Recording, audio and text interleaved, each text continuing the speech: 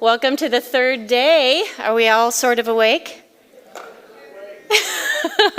Well, my name is Lis Eyler, and I am President and CEO of the Alaska World Affairs Council. And I know it's early, and we're a little bit tired, and our brains are full, but I want to tell all of you how grateful and thankful I am to finally get a chance to bring a bit of Alaska and Arctic to the Council. So thank you for having us today. So Alaska, the Arctic, can I just have a quick hands up? Who has been to Alaska? Wow, that's pretty impressive. Isn't it beautiful? It's vast, it's huge, it's wild, and we all love to go on vacation there, don't we? Well, it's a special place, and I wanted to talk to you briefly a little bit about my own journey of seeing from the other side. Now, my journey from seeing from the other side kind of started right out of law school, which was just a few months ago, as you know, actually 25 years ago. But I was a Latin American expert. My mom is from Costa Rica, deep, rich cultural ties to the country. I had never been to Alaska, but it intrigued me. The vastness, for the same reasons you all raised your hands. I wanted to go on vacation. I wanted to live up there. The whole idea of the intricate policies that existed, the wilds, I wanted to know more. And what was it about that engineering marvel called the Alaska Pipeline? 800-mile pipeline, what was that? Well, I needed to go check it out. So I moved there thinking, I'm going to become an expert on the Arctic, and I got to find out what's going on up there. And that's what I did. But I must tell you, I say this because my own perspectives over 25 years also changed. And this is what it's about, seeing from the other side. And I would be doing a disservice if I didn't talk to you a little bit about a couple things to frame out our panel discussion today. So there's 4 things I'd like you to think about during our panel. Number 1, our geographical location. Number 2, that Alaska's economy is largely driven by oil and gas, and it accounts for nearly 85% of our state budget. Number 3, Alaska's nature and wilds is unmeasured. As shown by the hands there a few moments ago, why did you go? For the beauty, all those beautiful photos in the magazines and on YouTube and all the things that you see. We have 8 national parks in Alaska. We have untouched wilderness and an intact salmon ecosystem. One of the last ones on the face of the earth. Number 4, Alaska has been home to Indigenous people for over 15,000 years. Now it's different up there. Here in the lower 48, you hear about reservations and so forth. The way we do things up in Alaska is quite different, and I'm anxious for you to learn about that from our guests today. Those are the 4 things I want you to keep in mind as our panel goes into discussion. I also want you to keep in mind a few words or concepts. Strategic region, navigable waters, industry, renewables, Arctic security, progress, innovation, subsistence, natural lands, culture, and way of life. So over the course of the last few days, we have heard about the importance of listening and seeing from the other side. Today, that I ask you to keep in mind that the complexity that exists in the Arctic and what is at risk in the Arctic. And also to remember that Alaska, the state of Alaska, is what makes our nation an Arctic state. So with this framework, and as I said, it was an oversimplification, but I hope the framework helps. I'd like to introduce you to my special guests all the way from Alaska. We're all a little jet lagged, but we're doing okay. If you could please come to the stage, and I'll introduce our special guest today. Please help me in welcoming Mead Treadlwell and Patuk Glenn.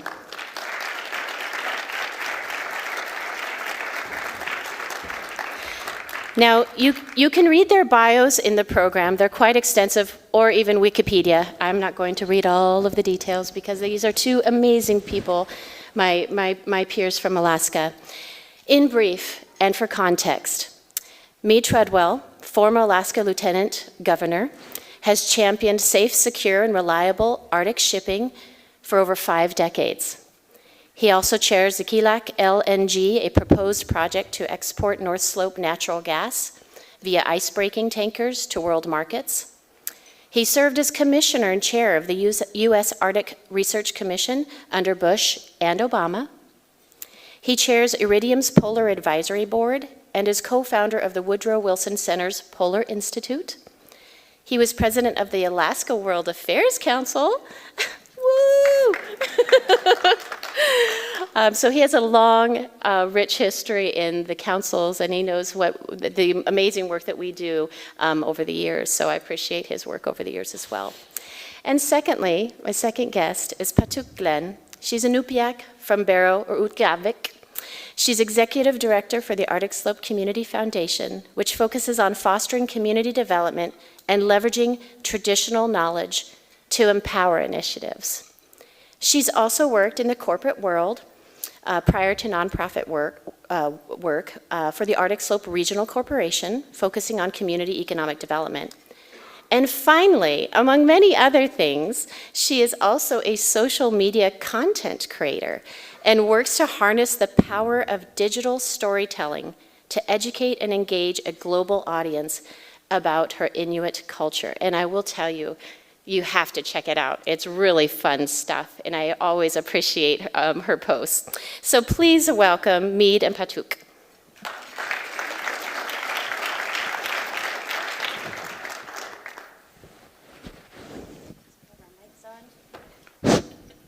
Hello.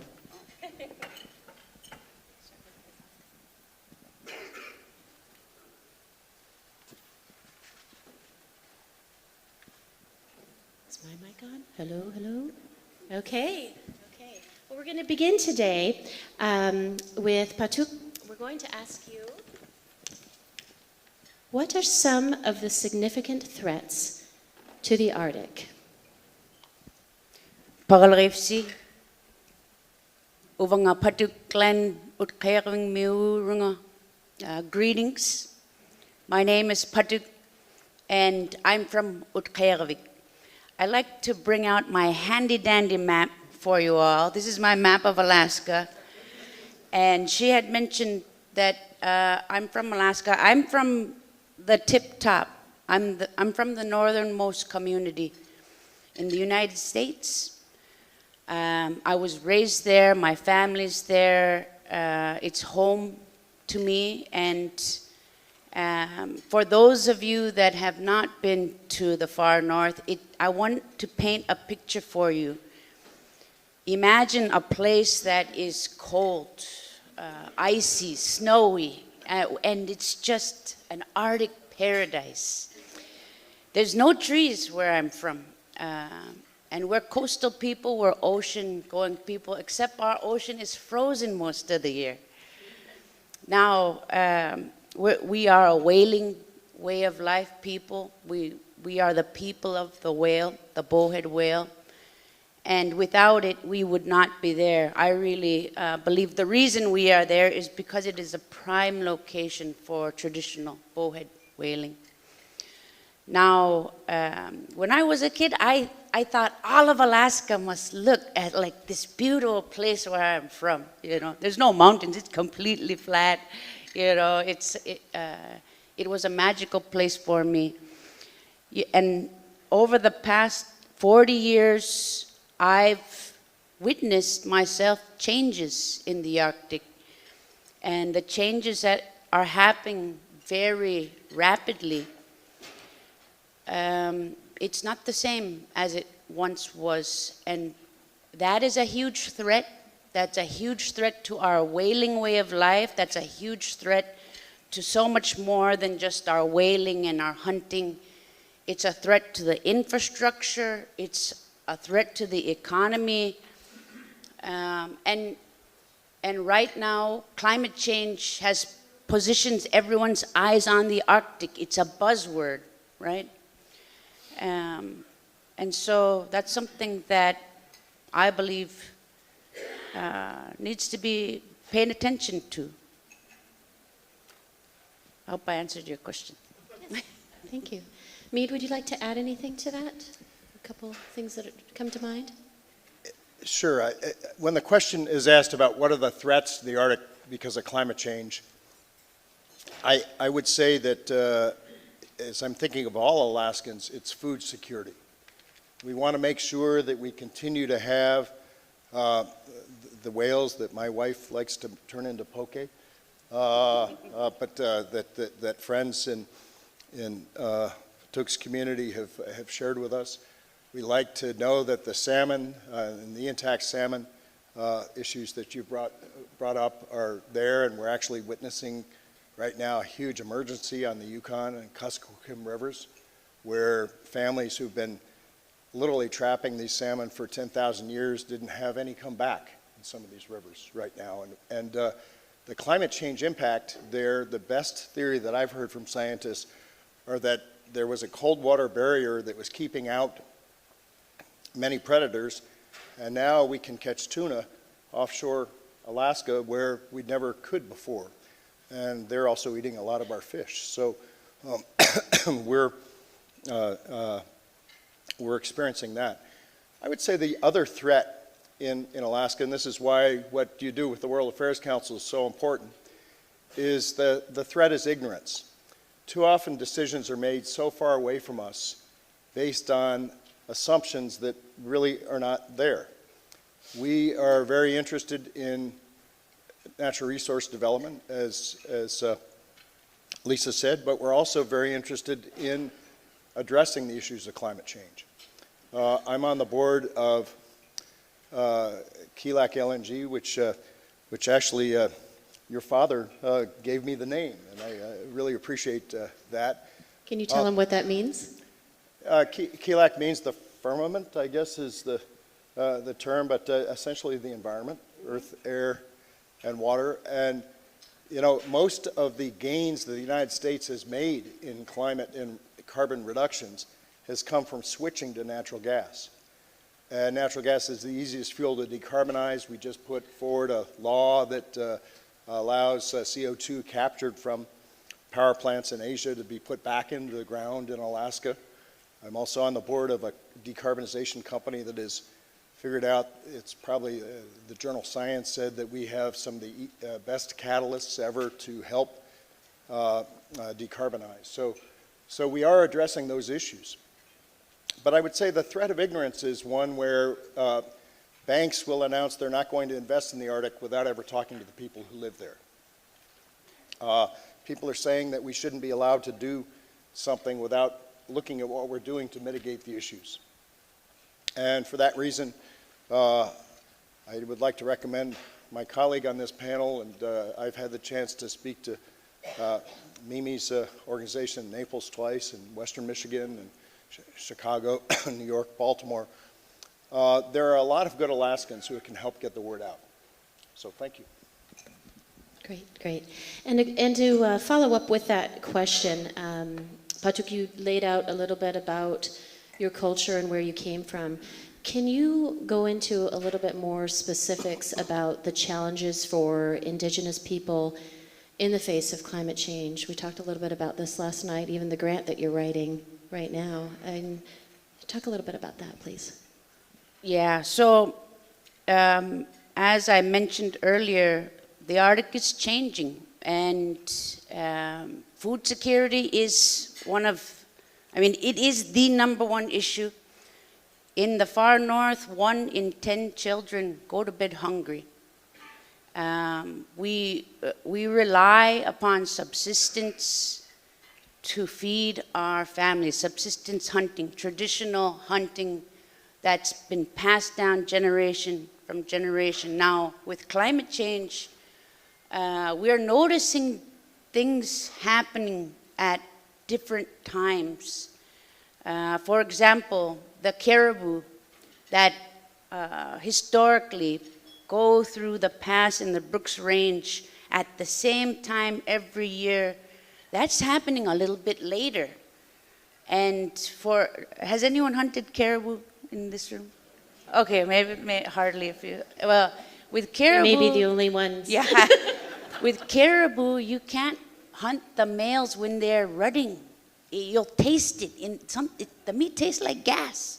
I mean, this is traditional knowledge for us, right? So we are, in a sense, we're in a bad spot if we can't get those caribou in time. Due to climate change, it's affecting migration, it's affecting the pattern, it's affecting timing.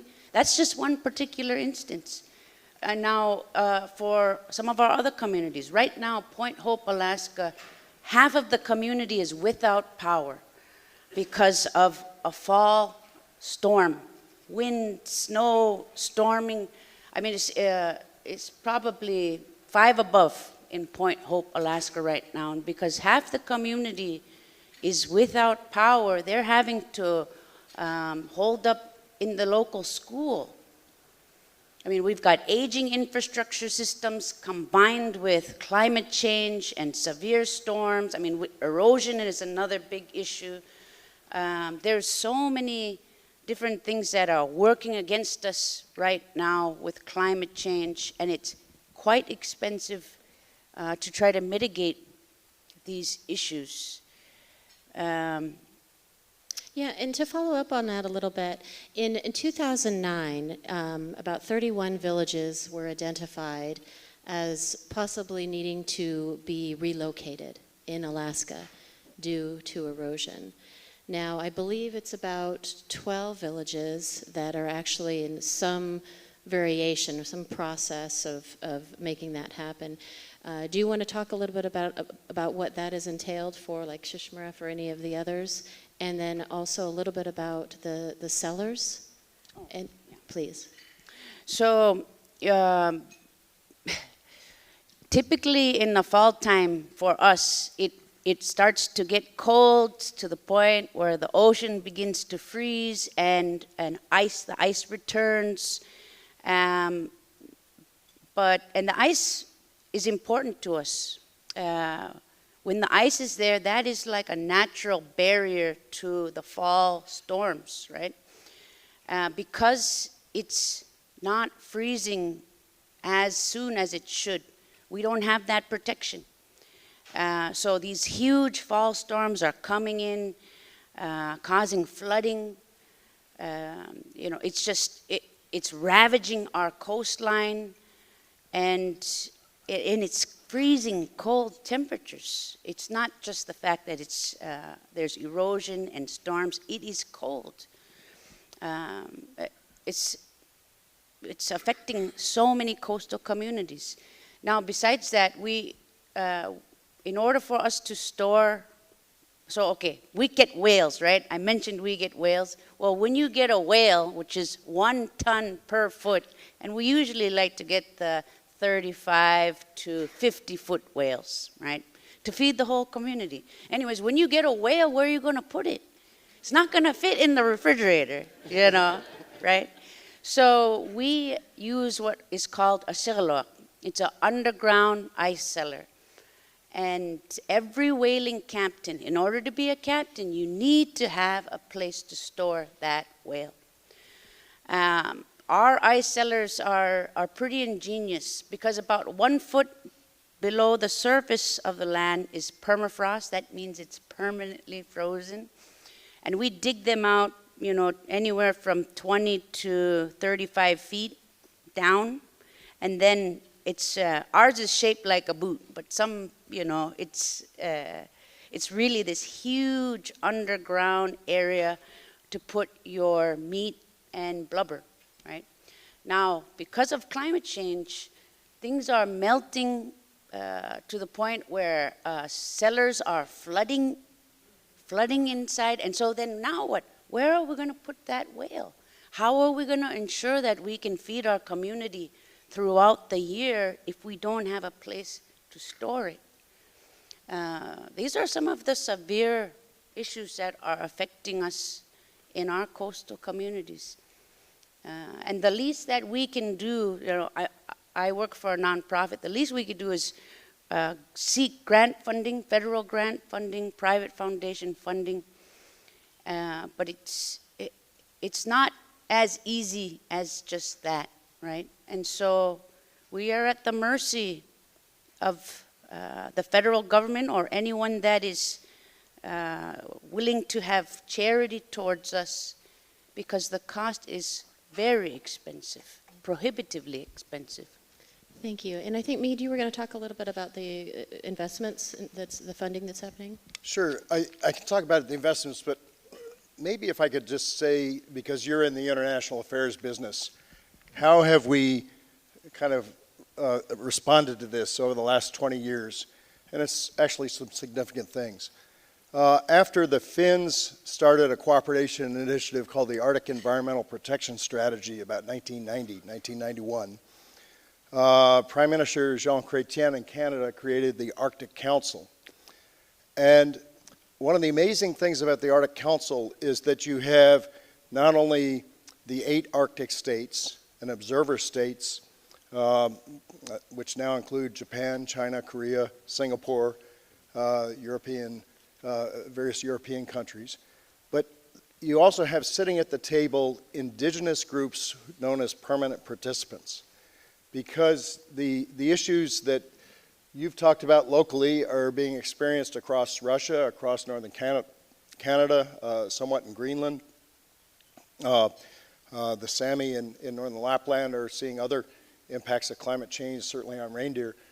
And so having permanent participants at the table has been very, very important. The other thing is that these 8 Arctic nations put together, and I had a chance to work on this, the first Arctic Search and Rescue Agreement. Because how many times in human history have we had a newly accessible ocean? So coming up with the basic ground rules for that ocean has been pretty important. So we did a search and rescue agreement. We did an oil spill agreement. People will wonder, are people scrambling for resources in the Arctic? I was proud to sit in a hearing as chair of the Arctic Research Commission, and Senator Stevenson in Inouye said, is there anything that you guys have advocated for that's not in the president's budget? And I said, well, a lot, but one thing that is missing is we are not making our claim under law of the sea for the lands outside the 200-mile limit. And Stevens asked, well, how much would that cost? And I said, the State Department estimate is $80 million. He turns to Inouye. Inouye nods his head, and he says, okay, you've got your $80 million. I'm holding the record open for the other stuff. But out of that was 2006, 2007.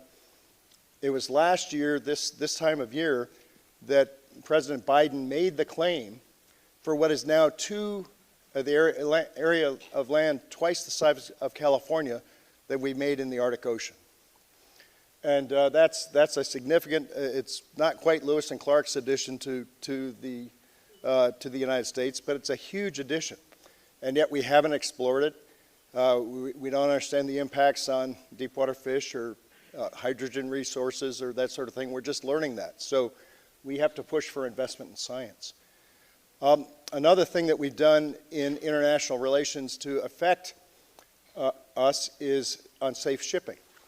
We have a policy that says we want shipping that's safe, secure, and reliable. And one of the first things we did when I was Lieutenant Governor, I sat down with the Coast Guard and said, you know, the Russians have these giant tankers going through the Bering Strait, and our seal hunters from Kotzebue are in boats that are maybe the size of this dais.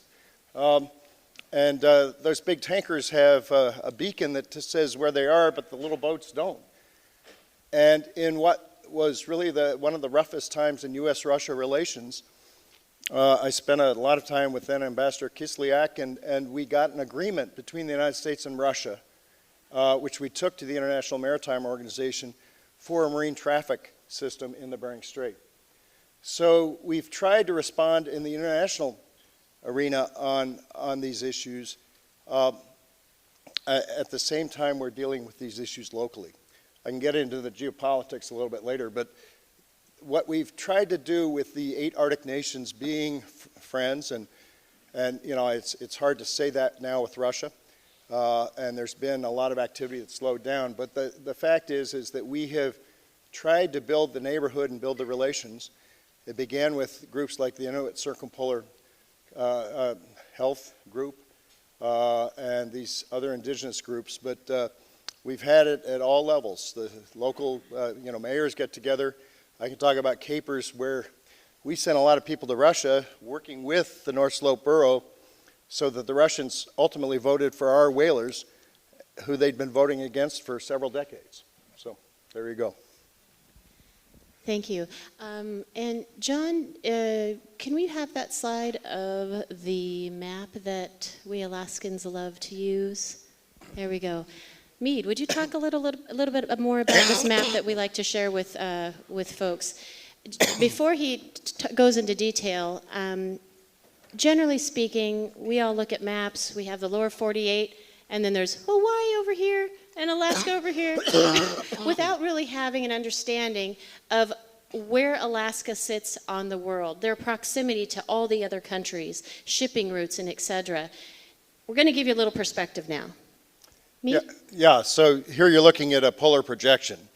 And if you put the polar projection in your mind, you'll realize how close it is. I flew here from Anchorage overnight from there, which is the far longitude of Hawaii.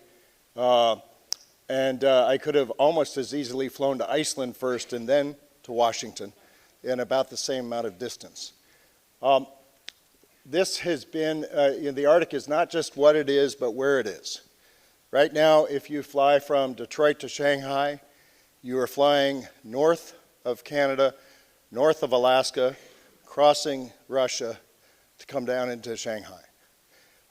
We are in Anchorage, the 4th largest air cargo port in the world, because everybody's cargo stops for gas between Asia and Europe. And you can see if you drew a straight line from Tokyo to London, you're practically going north of Greenland and right over Alaska. And so that's happened with aviation really since the late 50s. And when Russia did stand down the Soviet Union, overflights were made easier. They're now not easy. So we're getting more of that. On shipping, if you take a look at the Central Arctic Ocean, and this has been one of the toughest things in advocating ship safety in the United States, is the greatest beneficiary of shipping is likely Asia selling goods to Europe or vice versa.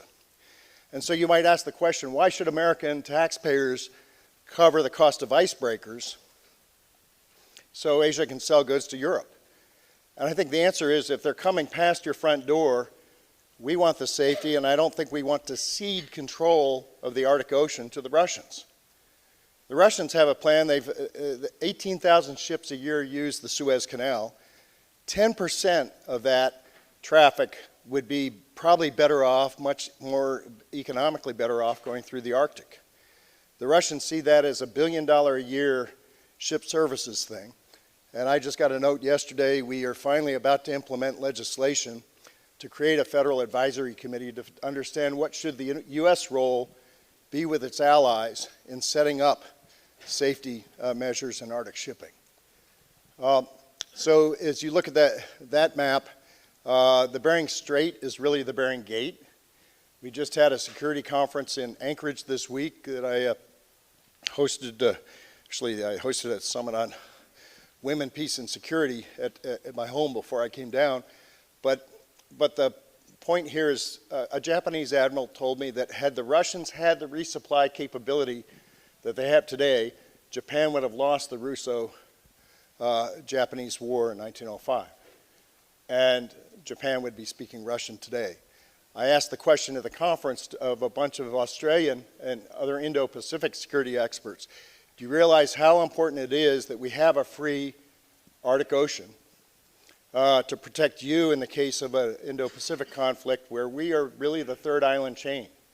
Most of America's fighters deployable to the Asian theater are based in Alaska.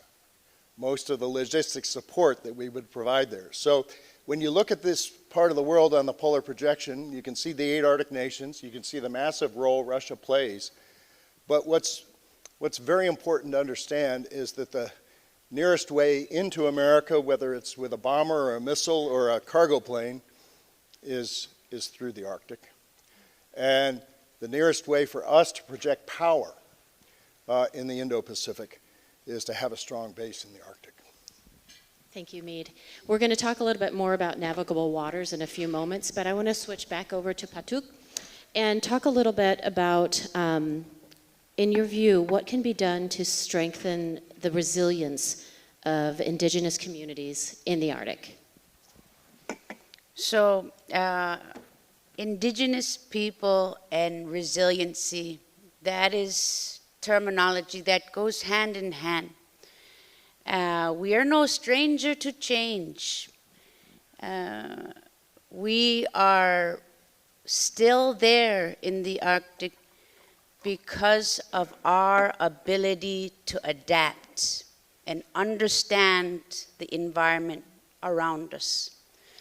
Now, as things continue to change, you know, what's the best way to support the native people there, the indigenous people there, is by listening to them, by inviting them into conversations that where discussions are taking place that are gonna affect the Arctic.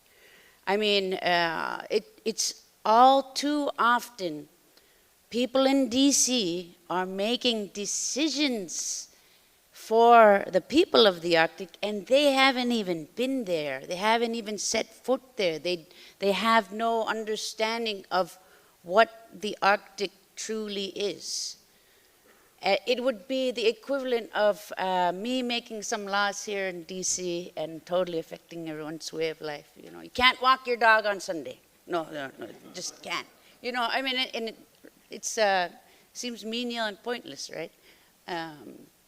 Sometimes these laws that are happening here and that are being made and affecting us, it totally inhibits our ability to have economic freedom, economic power.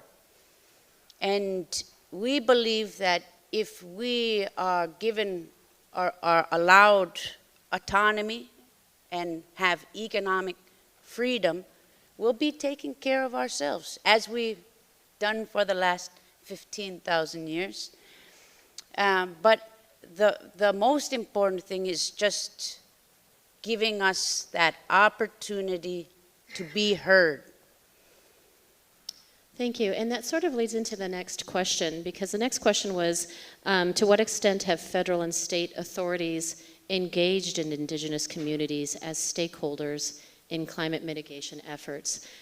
So that's the first question, and maybe also talk a little bit about the private entities and maybe how that differs or doesn't.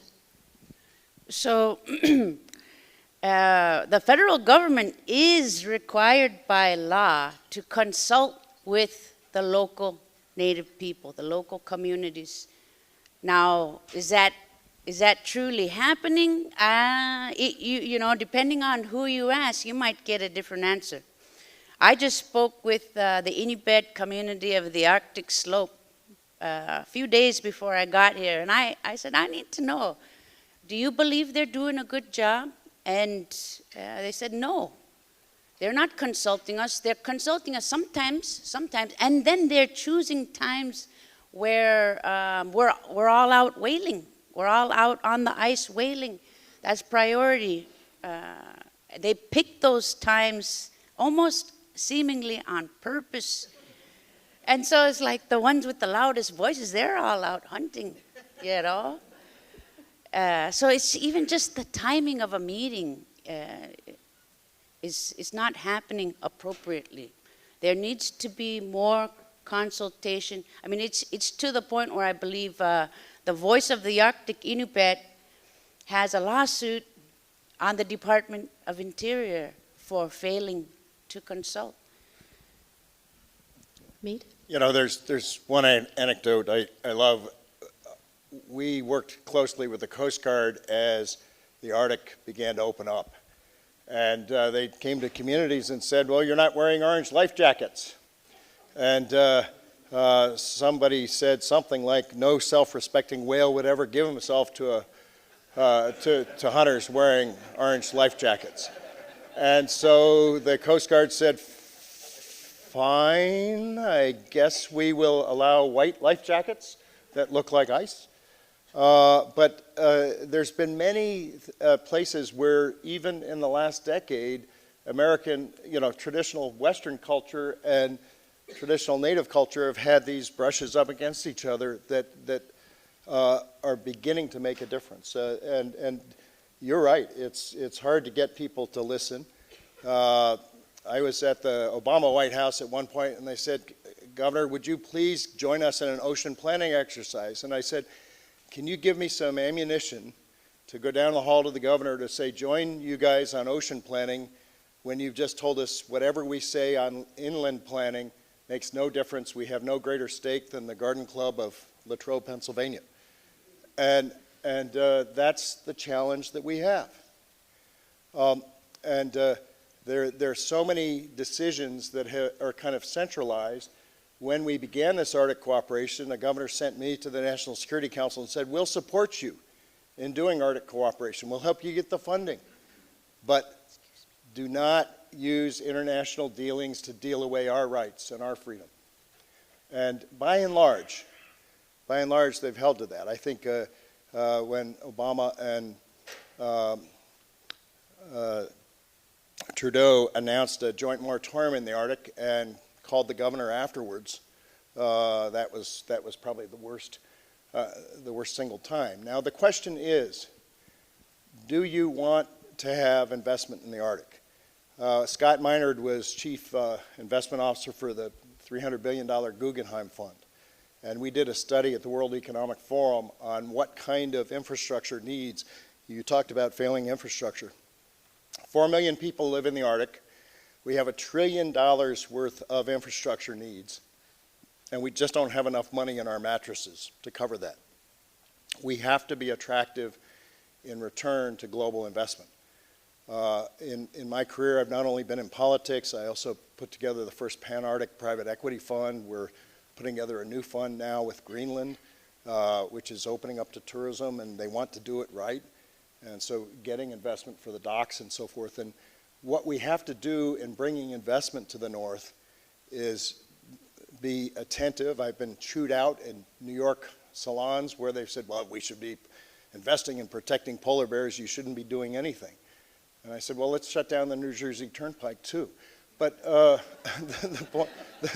point being is we have to work to invest sustainably. We need safety in the Arctic Ocean. Some people will say this administration held off on shipping because they just didn't want any shipping. I'm sorry, what you're doing is you're ceding control of that ocean to Russia. You don't want to do that. I swear you don't want to do that. Thank you, Mead, and I'm getting the nod. So we didn't get to some more trade questions in Russia and China, but I know there's going to be some wonderful questions out in the audience. So I'm going to pivot to the audience for any questions.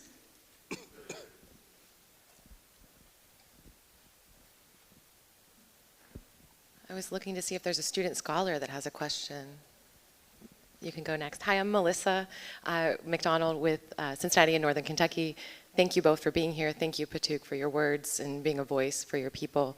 Thank you, Mead. I've had the pleasure of being in northern Norway, so haven't been to Alaska, but it is very special. And my question is, what collaborations exist with the other Arctic nations, both between communities and then at the federal level?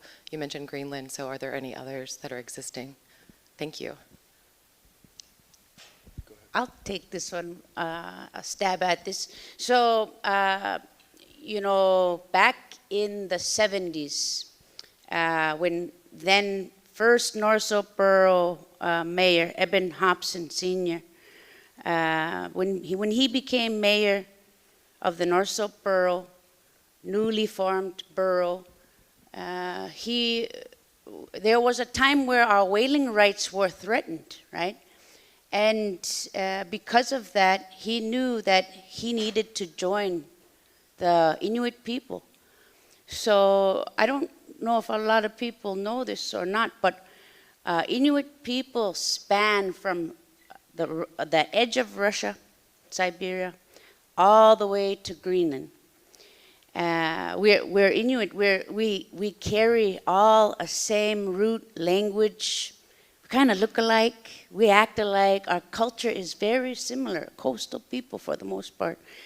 And the coolest thing is that, like the word for caribou, tuttu, it's the exact same right across the whole circumpolar north. In any case, Eben Hobson, he worked to join the Inuit from all 4 countries and create the Inuit Circumpolar Council.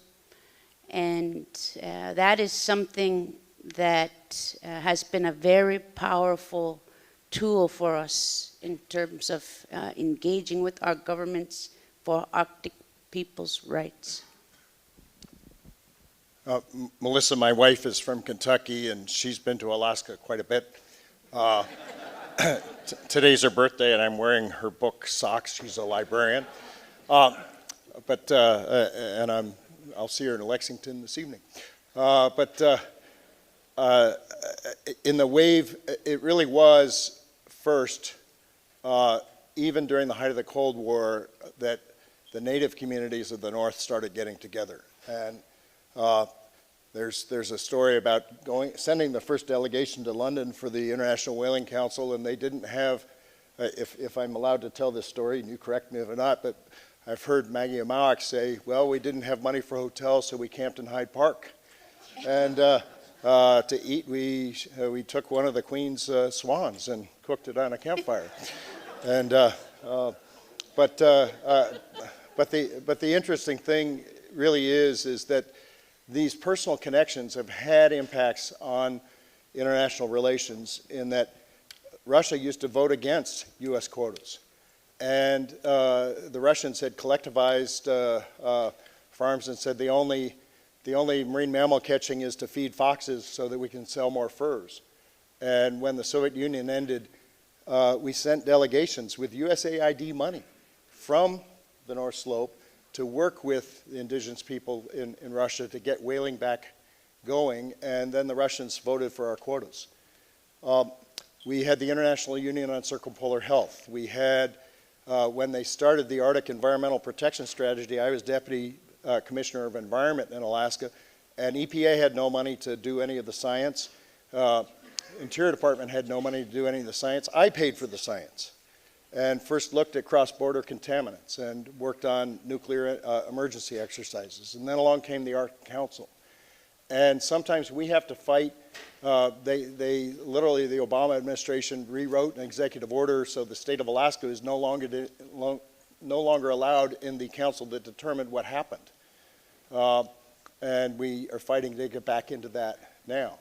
But the fact is that we have been invited on every U.S. delegation to Arctic meetings, and the permanent participants are there too. So the answer is that when I dealt with, say, my friend who was a lieutenant governor in Florida, for example, they are not invited to the Caribbean discussions in the way that we are invited to the Arctic discussions, and I think it's a pretty important precedent the rest of the country might pay attention to. Thank you. Thank you both. Next question?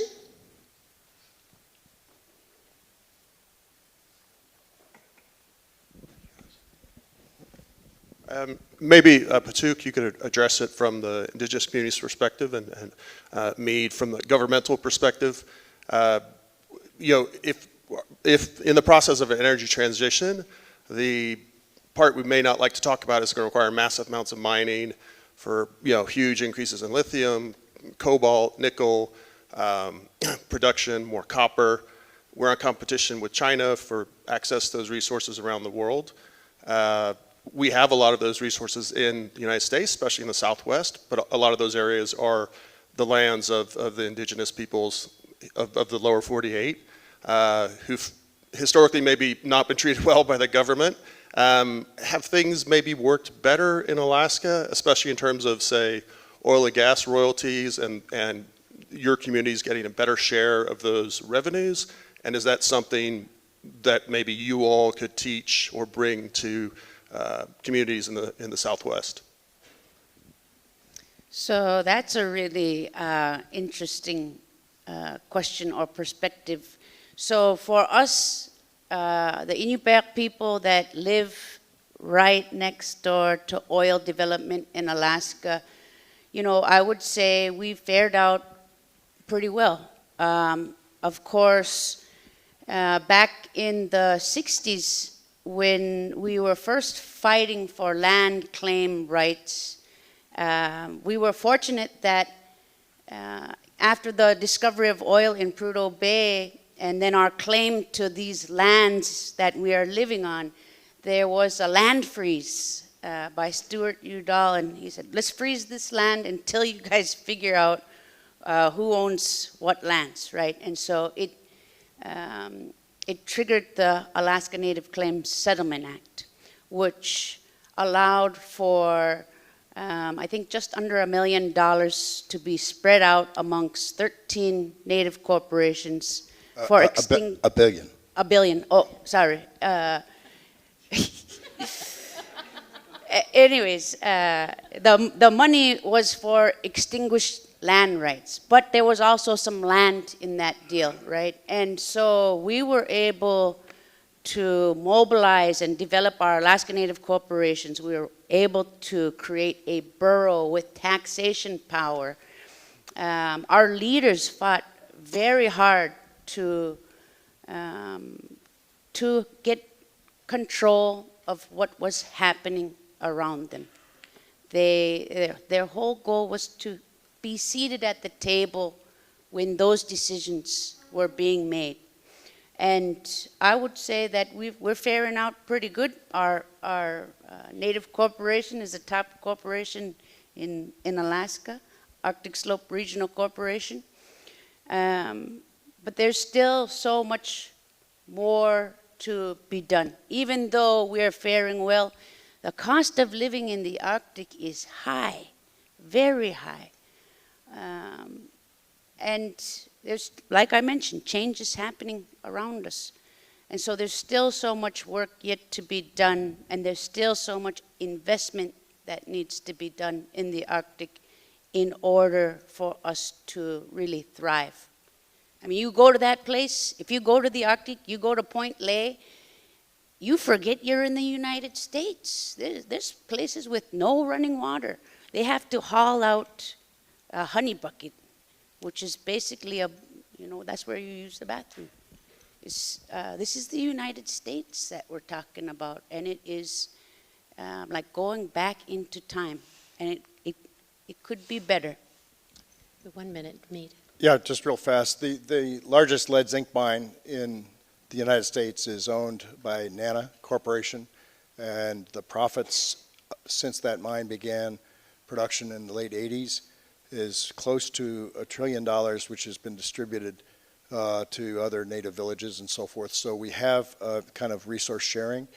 When it comes to the rare earth minerals effort, I can tell you that I'm watching this in Greenland very closely. I'm watching it in southeast Alaska. We're watching a graphite mine try to move forward. It's the one place where the federal government and the state government and the native community have been very much in agreement that we want to try to move this investment forward. We've used the Defense Production Act to try to help bring some investment to some of these places. But I will tell you, I'm still frustrated how long it's taking. If you watch a company like Graphite One near Nome, they've been building local support, and yet the question of how long does it take and how many $100 million does it to get a permit, and can somebody at the very end say, never mind, it makes it hard to raise that kind of investment. So we're still working through the problems.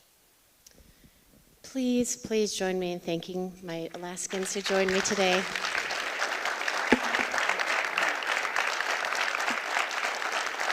And thank you so much for letting